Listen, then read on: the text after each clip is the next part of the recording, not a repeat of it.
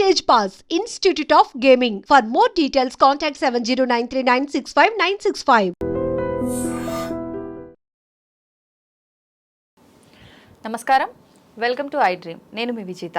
ప్రస్తుతం మనతో పాటు ఉన్నారు ప్రముఖ జ్యోతిష్యులు బ్రహ్మశ్రీ నందిబట్ల శ్రీహరి శర్మ గురువు గారు. ఇప్పుడు గురుగారితో మాట్లాడి అసలు వారాహి అమ్మవారి పూజా విధానం ఏ విధంగా చేయాలి, నిజంగా అమ్మవారికి ప్రీతికరమైన నైవేద్యం ఏంటి, అమ్మవారికి ధూపం ఏ రకంగా వేయాలి, ఇలాంటి విషయాలన్నీ మనం తెలుసుకున్నాము, విన్నాము. మనకు తెలియని మరిన్ని విషయాలు ఇప్పుడు గురుగారితో మాట్లాడి తెలుసుకోబోతున్నాం. నమస్కారం గురుగారు. వాగర్థావివ సంపృక్తౌ వాగర్థ ప్రతిపత్తయే జగతః పితరౌ వందే పార్వతీ పరమేశ్వరౌ. సదాశివ సమారంభాం శంకరాచార్య మధ్యమాం అస్మదాచార్య పర్యంతం వందే గురు పరంపరాం. ఆదిత్యాయ చ సోమాయ మంగళాయ బుధాయ చ గురుశుక్ర శనిభ్యశ్చ రాహవే కేతవే నమః. శృంగేరి పీఠాధిపతులు, కంచి పీఠాధిపతులకి నమస్కారములు తెలియజేసుకుంటూ కార్యక్రమాన్ని ప్రారంభిద్దాం. గురుగారు, వారాహి అమ్మవారి నవరాత్రులు రాబోతున్నాయి. చాలా మంది ద్వారా తెలుసుకున్నాము ఏంటి అంటే అమ్మవారి పూజ ఏ రకంగా చేయాలి, అసలు అమ్మవారికి ఏ రకమైన వస్తువులంటే ఇష్టము. మామూలుగా ఈ నవరాత్రుల్ని గుప్త నవరాత్రులు అంటూ ఉంటారు, అసలు ఎందుకు అంటారు, ఇలాంటి విషయాలన్నీ తెలుసుకున్నాము. అసలు నిజంగా అమ్మవారికి ఎటువంటి నైవేద్యం పెట్టాలి, ఏంటి అసలు పూజా విధానం ఏ రకంగా ఉండాలి, ఇవన్నీ మీ మాటల్లో తెలియజేయండి గురుగారు. తప్పకుండానమ్మా. ఈ వారాహి అమ్మవారి నవరాత్రుల్ని ఆషాఢ మాసము పాడ్యమి నుంచి నవమి వరకు జరుపుకుంటామమ్మా. వీటిని గుప్త నవరాత్రులు అంటారు. అంటే ఒకప్పుడు రహస్యముగా చేసుకునే పూజా విధానము ఇప్పుడు బహిర్గతమైంది. ఎందుకంటే సామాన్య మానవుడు కూడా ఆ దైవానుగ్రహం చేరువలోకి రావాలి. కాబట్టి ఈ అమ్మవారు ఏంటనంటే దుర్గాదేవి యొక్క పరివారములో దండనాయకి, అంటే సర్వసైన్యాధ్యక్షురాలు, హోమ్ మినిస్టర్, మిలిటరీ కమాండర్, ఇట్లా అనమాట, చీఫ్ కమాండర్ అనమాట. అంటే ఈ అమ్మవారు భండాసురుని సంహరించడం కోసం ఉద్భవించినటువంటిది. కాబట్టి సహజంగా లలితా త్రిపుర సుందరి అమ్మవారు ప్రధాన దేవత అయితే, రాజశ్యామల మంత్రిని ఈ అమ్మవారు సర్వసైన్యాధ్యక్షురాలు. కాబట్టి ఈ గుప్త నవరాత్రులని ఆచరించడం ద్వారా ప్రధానంగా మానవుడికి ఏం కలుగుతాయంటే, ముఖ్యంగా శత్రు భయం తొలగిపోతుంది, కోర్టు న్యాయ వివాదాల సమస్యలు పరిష్కారం అవుతాయి, అత్యధికముగా ధనప్రాప్తి కలుగుతుంది. ఎందుకంటే సాక్షాత్తు వరాహ రూపంలో విష్ణువు ఉద్భవిస్తే లక్ష్మీదేవి వారాహి రూపంలో ఉద్భవించింది. కాబట్టి లక్ష్మీ అంశ కాబట్టి ఈ వారాహి అమ్మవారిని ఎవరైతే అర్చన పూజ చేస్తారో, కనీసం స్మరించుకుంటారో, వారికి లక్ష్మీ ప్రాప్తి కలుగుతుంది. ఇంకా వివాహం కాని వాళ్ళకి వివాహం అవుతుంది. ఇంకా భూగృహ వసతులు కలుగుతాయి. ఇప్పుడు సొంత ఇల్లు కావాలనే కోరిక చాలా మందికి ఉంటుంది కదమ్మా, అవన్నీ వారాహి నవరాత్రుల ద్వారా మనకు కలుగుతాయి. అయితే వీక్షించేటువంటి ఐ డ్రీమ్ ప్రేక్షకులు కూడా అనేక చోట్ల ఈ పాటికి ఈ వారాహి నవరాత్రులకు సంబంధించినటువంటి పూజా విధానం, ఇన్ఫర్మేషన్ తెలిసి ఉంటుంది. కానీ ఇంకా తెలియనటువంటి విషయాలు, రహస్యంగా ఉన్నటువంటి విషయాలు, అమ్మవారికి ఏ విధమైనటువంటి వస్తువులతో ధూపం వేయాలి. ఎందుకంటే అమ్మవారు ధూపము వల్ల చాలా సంతోషిస్తుంది ధూపం వేస్తే. అలాగే అమ్మవారికి నైవేద్యాలు సాధారణంగా 1-2 నైవేద్యాలే చెప్తారు. కానీ అమ్మవారికి విశేష నైవేద్యాలు కొన్ని ఉన్నాయి. అవన్నీ మనకు సాధారణంగా ఈ కాలంలో దొరుకుతాయి. ముఖ్యంగా దీపారాధనకి కూడా ఏం చేయాలనే విషయాల్ని కూలంకషంగా తెలియచేసుకుందాము. అంతేకాకుండా వీక్షించేటువంటి ప్రేక్షకులు 9 రోజుల పాటు నవరాత్రులు చేసుకునే విధానం ఉన్నవాళ్ళు, లేకపోతే అమ్మవారి గురించి సమగ్ర వివరణ కావాలి, ఆ జ్ఞానం కావాలనుకునే వాళ్ళు ఈ వీడియోని లైక్ చేసి పెట్టుకోండి. అవసరమైనప్పుడు మీరు చూసుకోవచ్చు. ఎందుకనంటే ఒక్కొక్క రోజు ఒక్కొక్క అమ్మవారు రూపం మీకు నవరాత్రులు, దసరా నవరాత్రులు కావచ్చు, వసంత నవరాత్రులు కావచ్చు, శ్యామ నవరాత్రులు కావచ్చు, ఈ నవరాత్రులలో మీకు తెలిసిన విషయాలు అమ్మవారిని ఒక్కొక్క రూపంలో అలంకరణ చేస్తారు.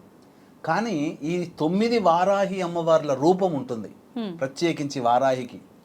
కాబట్టి ఒక్కొక్క వారాహి ఒక్కొక్క రోజు ఏ రూపంగా కొలవబడుతుంది, ఆమెకు ఉన్నటువంటి శక్తులు ఏంటి, ఆమె యొక్క గుణములు ఏంటి, ఇవన్నీ కూడా ఎవ్వరికీ తెలియనటువంటి విషయాలు ఈ రోజున మన కేవలం ఐ డ్రీమ్ ప్రేక్షకుల కోసం తెలియజేస్తున్నాను. జాగ్రత్తగా ఈ కార్యక్రమాన్ని ఆశాంతం వీక్షించండి. అద్భుతమైన అమూల్యమైనటువంటి విషయాలు మీరు ఈరోజు తెలుసుకోబోతున్నారని చెప్పవచ్చు. ఇక ముందుగా ముఖ్యంగా ఈ కార్యక్రమాన్ని ఎవరు చేసుకోవచ్చు? నవరాత్రులు అంటే స్త్రీ పురుష భేదం లేకుండా అందరూ చేసుకోవచ్చు, మగవారు కూడా చేసుకోవచ్చు. అయితే గర్భవతులు చేసుకోవచ్చా అని అంటారు. గర్భవతులు అన్నప్పుడు కొన్ని ప్రాంత ఆచారాలలో కొన్ని శాస్త్రముల ప్రకారము 5వ నెల పడగానే పురిటి సూతకం ఉంటుంది.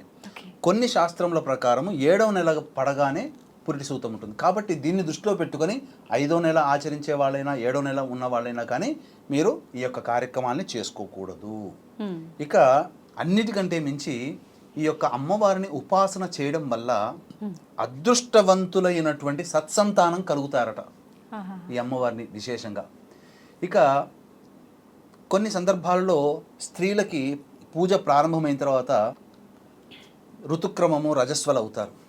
కాబట్టి ఎప్పుడు చేసుకోవాలి? 4వ రోజు ఇంట్లో శుభంగా కడుక్కోవడానికి, ఇల్లు శుభ్రపరచుకోవడానికి అనుగ్రహిస్తుంది, శాస్త్రం ఒప్పుకుంటుంది. కానీ 5వ రోజున మాత్రమే మళ్ళీ పూజ చేసుకోవాలి.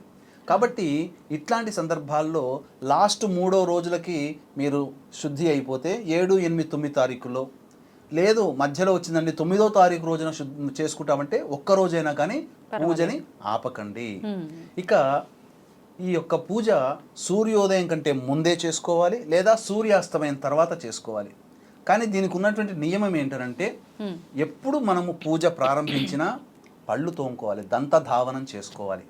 సూర్యోదయం అయితే ఎలాగో చేస్తాం, కానీ సూర్యాస్తమయం పూజ ఉన్న వాళ్ళు కూడా దంతధావనమే చేసుకోవాలి. చేసుకొని అప్పుడు పూజ ప్రారంభించాలి. తలమించి స్నానం చేయాల్సినటువంటి అవసరం ఏమీ లేదు. మగవాళ్ళైతే తలమించి స్నానం చేస్తే విశేషము, ఆడవాళ్ళైతే మొదటి రోజు ఆఖరి రోజు చేసుకుంటే చాలు. గురుగారు, వారాహి అమ్మవారికి కూడా రూపాలు ఉన్నాయి మనం అని మాట్లాడుకున్నాం కదా. మొదటి రోజు అమ్మవారిని ఏ రూపంలో కొలుస్తారు గురుగారు?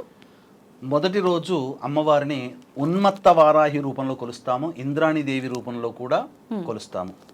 ఈ ఉన్మత్త వారాహి అమ్మవారు ఎలా ఉంటుందంటే పురుషుడి యొక్క స్వరూపము వరాహమైతే స్త్రీ రూపంలో ఉన్నటువంటి స్త్రీ వరాహం ఇది.